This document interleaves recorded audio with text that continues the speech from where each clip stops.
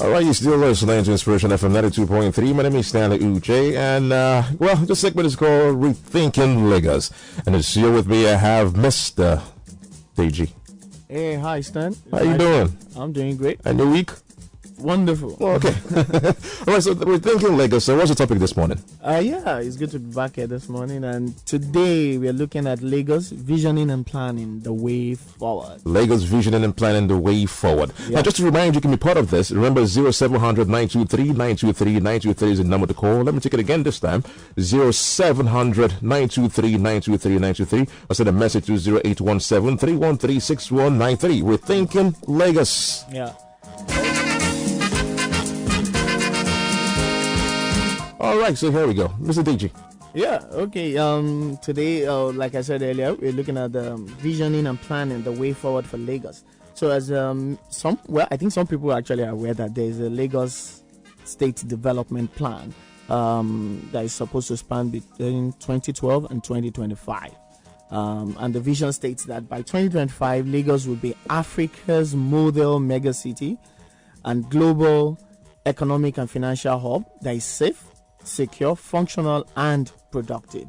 That same document has as its vision, as the mission to be that the vision will be achieved by poverty eradication and sustainable economic growth through infrastructural renewal and development.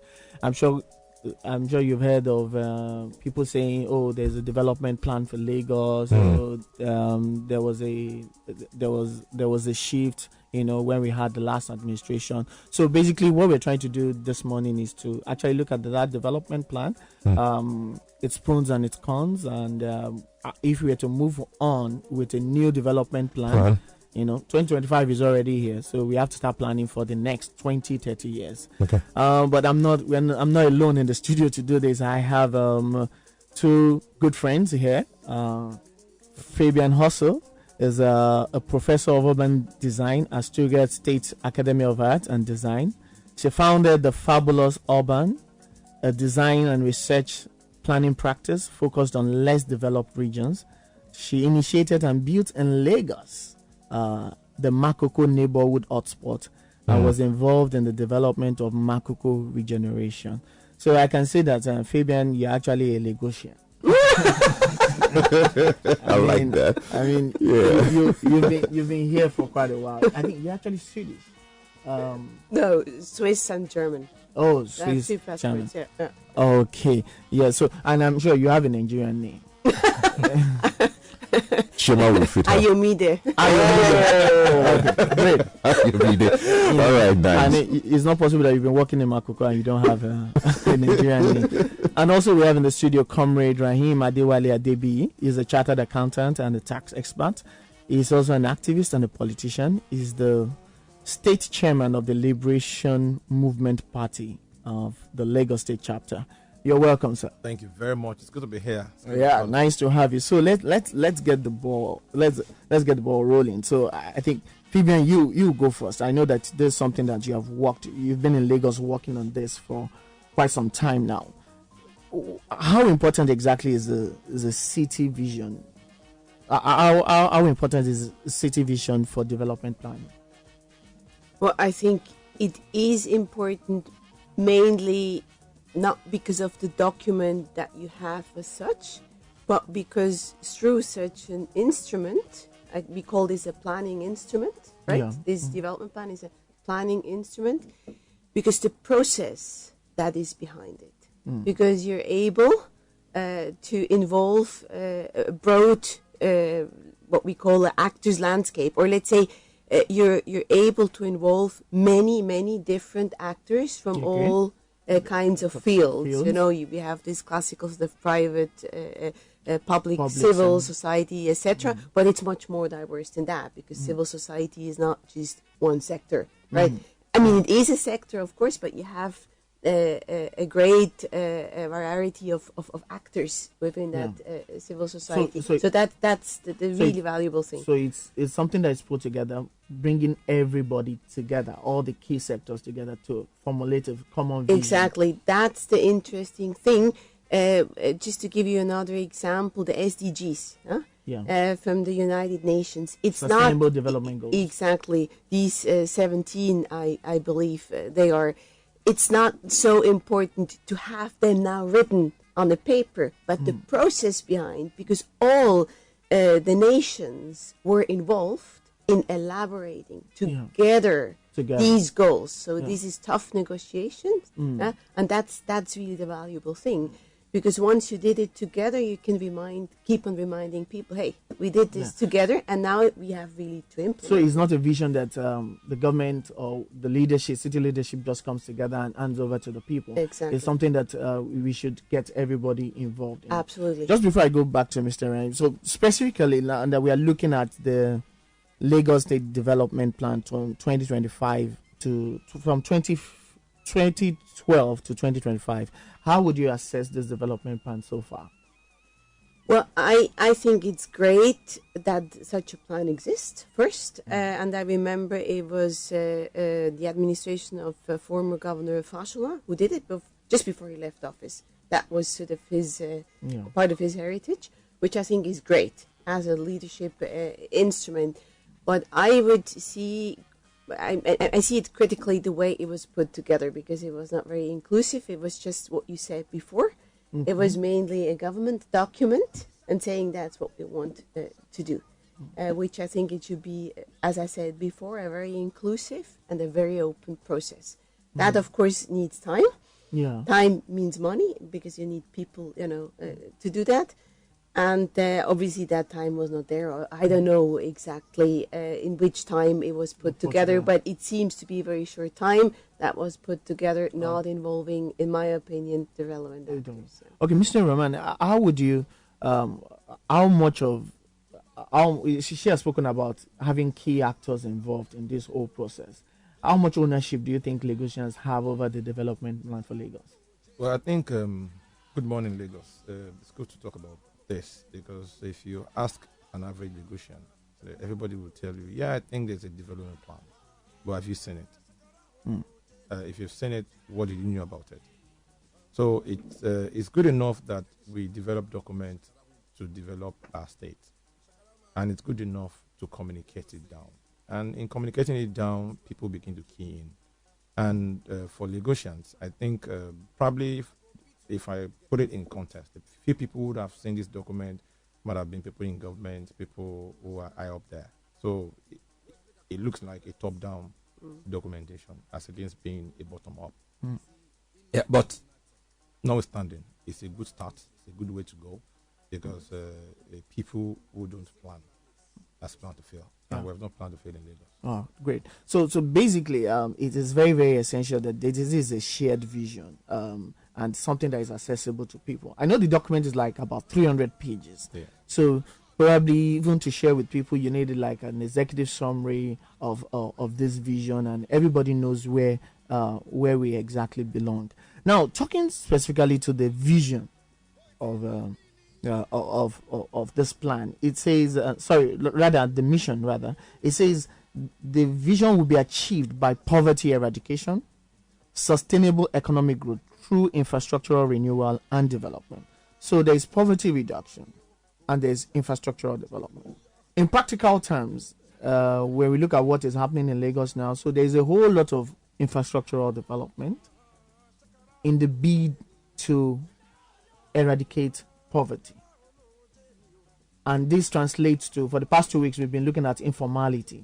And so what you are seeing more of is you see actions taken up against informal sector. So you're talking about the traders that are being chased off the road, any form of informality, even mechanic workshops, people are being told to relocate. So there seems to be this battle between modernity and informality in Lagos. The battle for, Lagos is a mega city by the virtue of population, but now model mega city as a vision. Now, so you're having infrastructural development, and it appears the poor people have to pay for this. What do you have to say to this, Fabienne?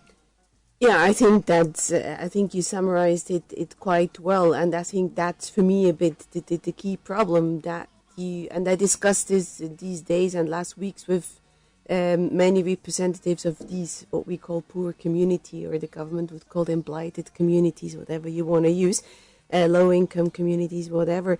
The problem is a bit that the government seems to be in a constant conflict with its own population, and that's really a problem.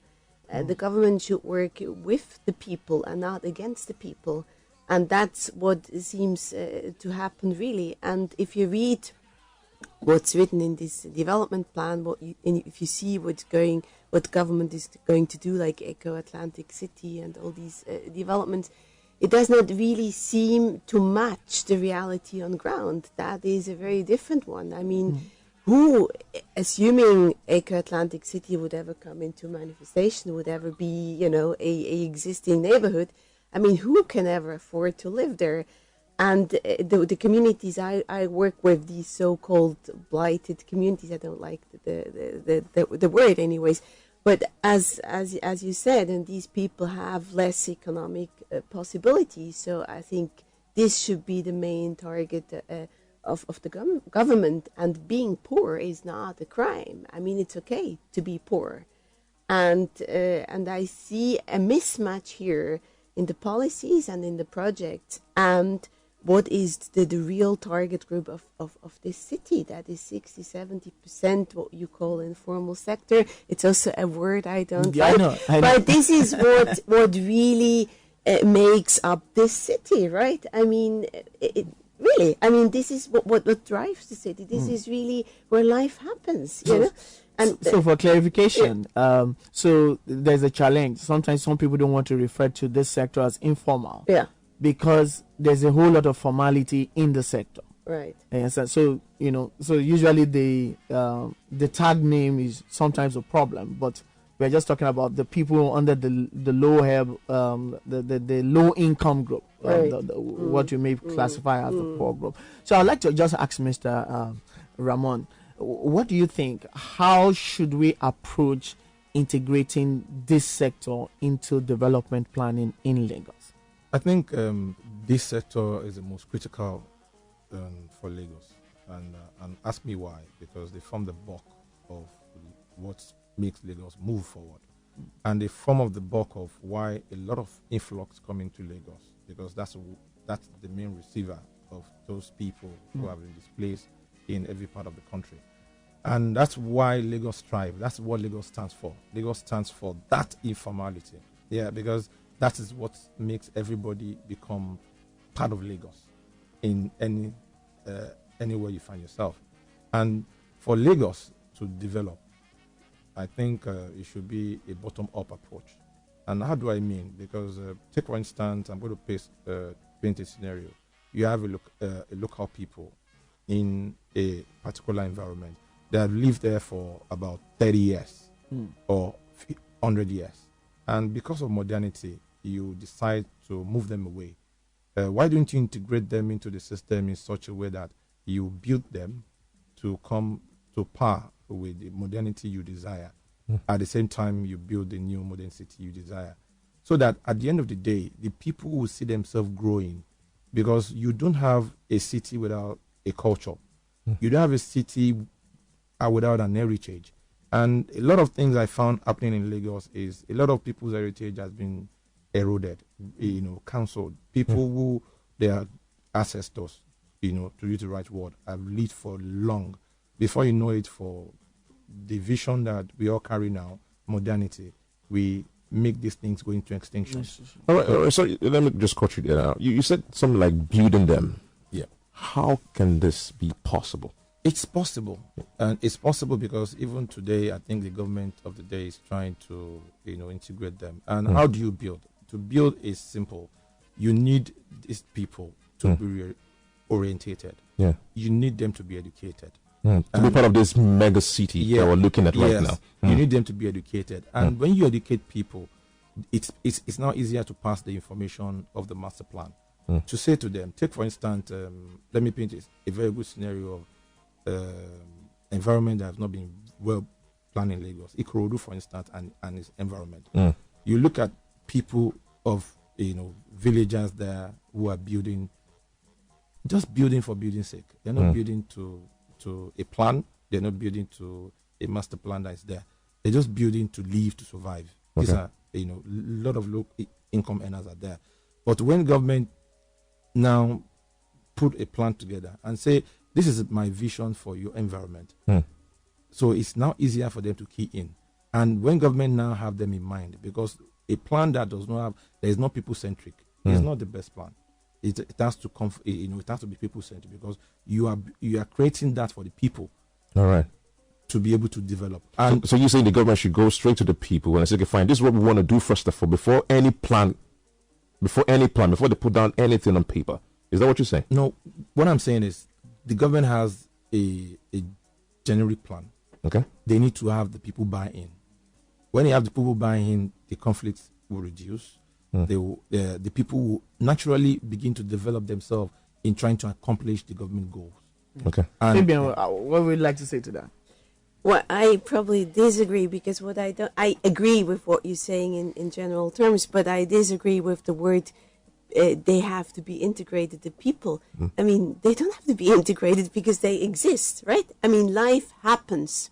So the government needs to be integrated, really, because if I do research in many of these communities, right? So I know them pretty well. So life happens at all levels fully, right? But government is largely absent. So these people, these communities with thousands, dozens of thousands of people, they manage to have a life. Okay, it might be precarious, it might be a bit, poor conditions. Okay, I'm not trying to glorify it, huh? So don't get me wrong, I'm not trying to romanticize it or something like that. But people are able even to build their own infrastructure because government is not doing it. They are not doing it. But people, they do it. They do organize their own water supply. That's a current research. Just to survive. Yeah? Just to survive. Yeah, but they do it, and they do it quite successfully. Of course, we can go into, this is a bit poor, whatever. Yes, it might be, but it happens. Yeah. And they succeed in that, and they are very able to organize themselves, right? So, in my opinion, we talk about the same. It's more about the matter of how you frame it, right?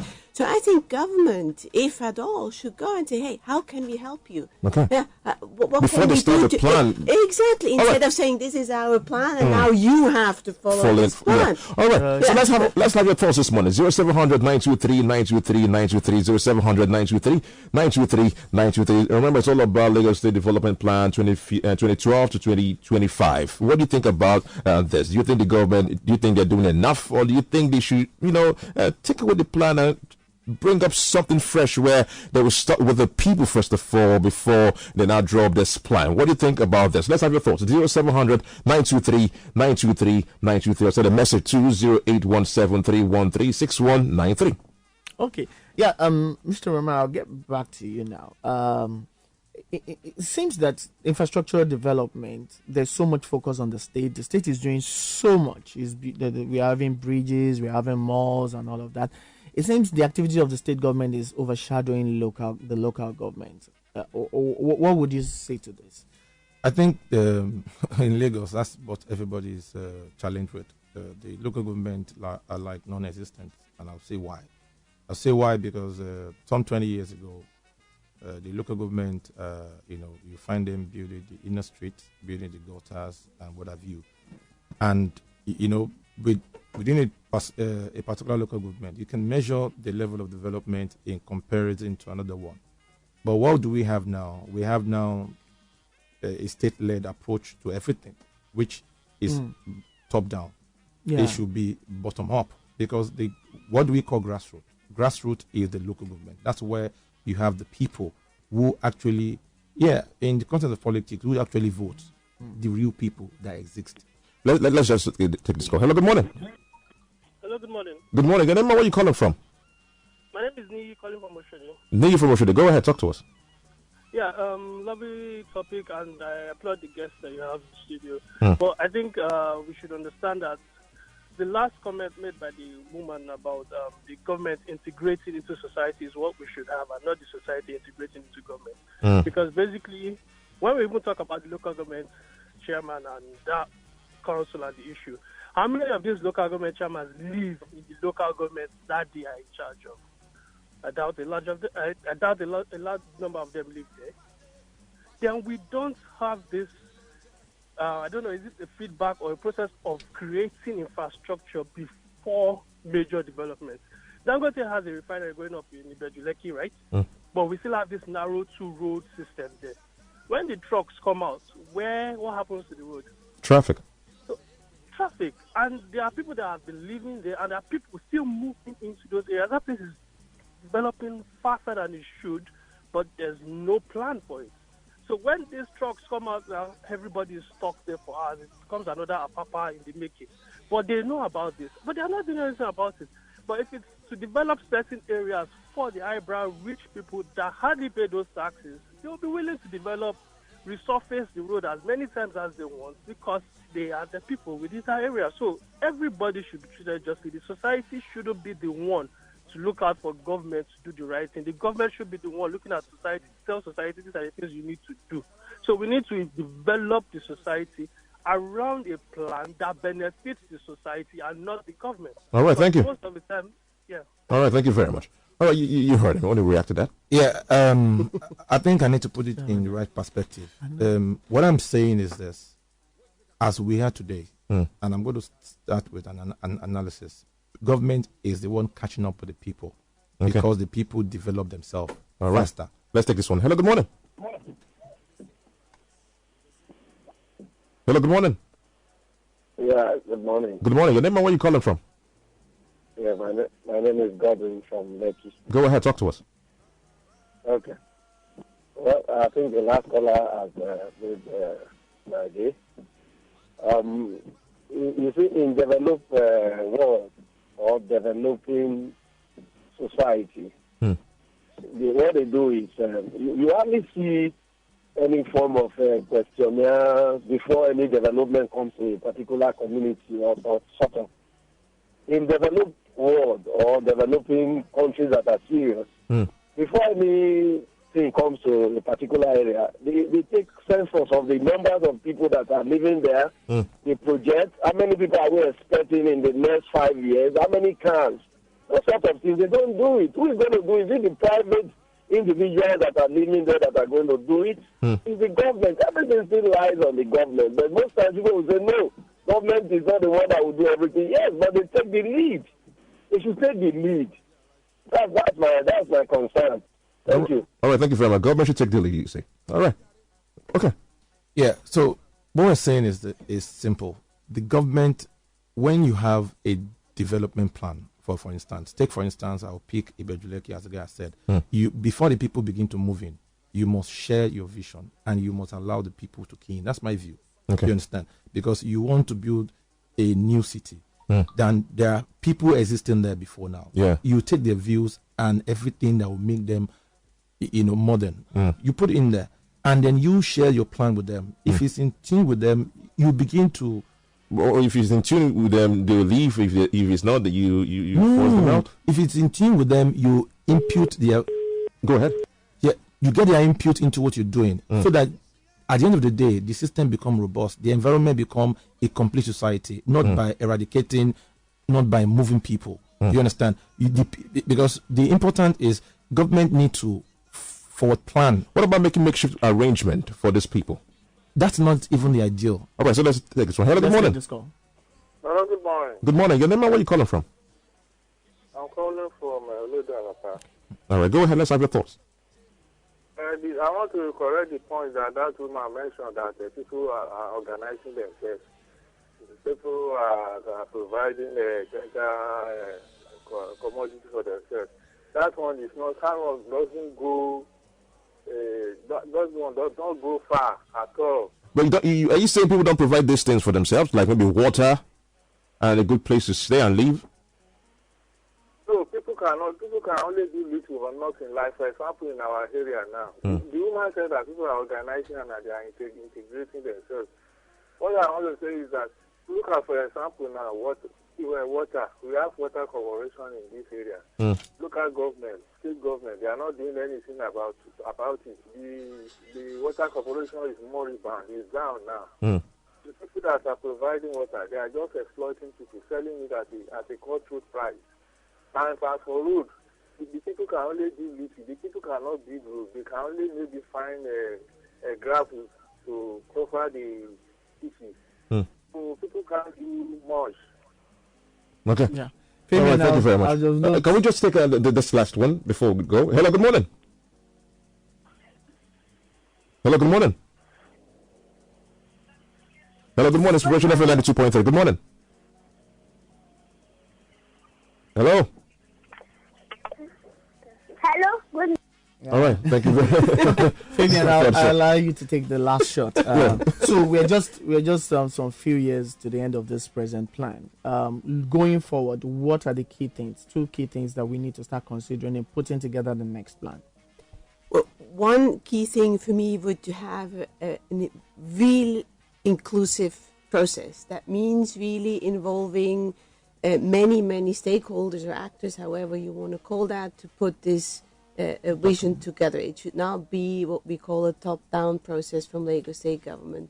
That's one key aspect, and the second one, in my opinion, is that we should, in Lagos here in general, really challenge our idea of what we call development, what we call modernity, etc. Because I see here a very serious, very deep misunderstanding of what that could be. Government, for some reasons, why ever, also other people are looking to Singapore, are looking to New York, are looking to I don't know where, Cape Town, but this is not really the way forward.